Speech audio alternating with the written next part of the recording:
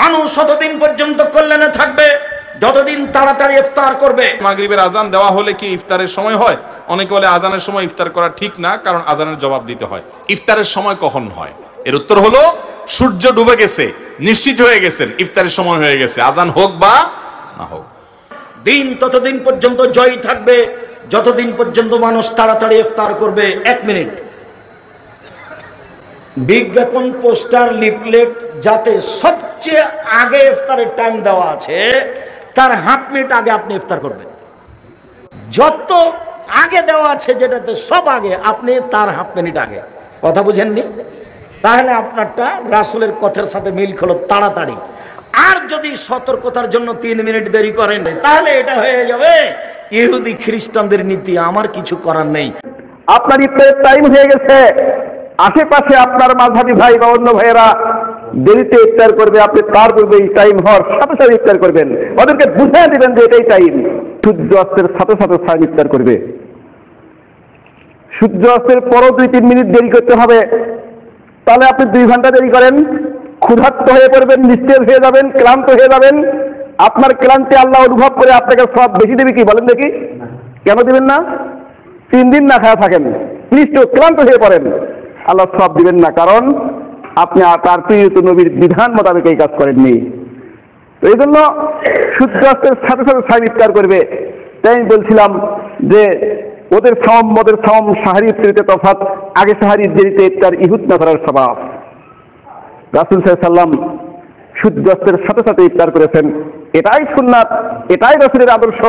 আর যারা আবেগময় হয়ে নিজের পক্ষ থেকে টাইমকে বাড়িয়ে নেয়, তারা তার দিনের মাঝে ভেজাল মিশ্রিত করল।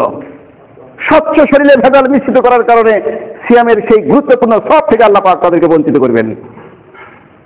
সাহারি যাতে আল্লাহ পাক আমাদের জন্য বরকত নিহিত করে রেখেছেন। সাহারি খাবেন, কম খাবেন, দেরিতে খাবেন, কম খাবেন, দেরিতে খাবেন, এর মাঝে বরকত আছে। আল্লাহ রাসূল সাল্লাল্লাহু আলাইহি সাল্লাম এর মাঝে বরকত ঘোষণা করেছেন আল্লাহর পক্ষ থেকে।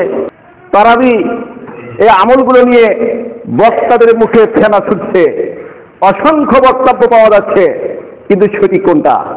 রাসূল সাল্লাল্লাহু আলাইহি সাল্লাম দেরিতে সাহারি খেয়েছেন, এর মাঝে কল্যাণ আছে, এর মাঝে বরকত আছে। এটা বরকতের খানা, আমরা সম্পূর্ণরূপে তা উল্টো করি।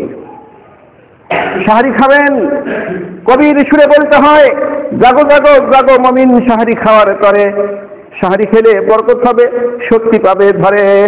আহলে কিতাব ইহুদ নাসারা সিয়াম রাখার করে, খায় না সাহারি তারা সবাই এমনি উপায় করে।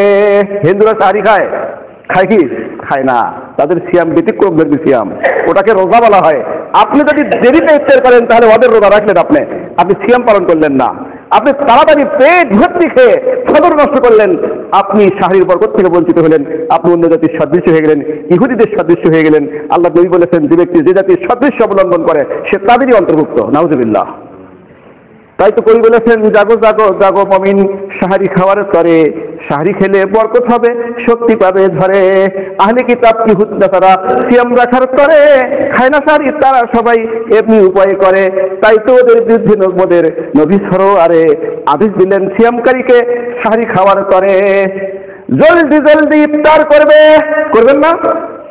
আপনি লাইনে বসেছেন, আপনার ইফতারের টাইম হয়ে গেছে, আশেপাশে আপনার মাঝহাবি ভাই বা অন্য ভাইয়েরা দেরিতে ইফতার করবে, আপনি তার পূর্বে এই টাইম হওয়ার সাথে সাথে ইফতার করবেন। ওদেরকে বুঝিয়ে দিবেন যে এটাই টাইম। দেরি করা আমার পক্ষ থেকে, এটা আমার পক্ষ থেকে একটা ব্যক্তিগত ইচ্ছা। এই দেরি করার কারণে আমি মহামূল্যবান ইবাদতের সব থেকে বঞ্চিত হতে পারি। সম্মানিত উপস্থিতি।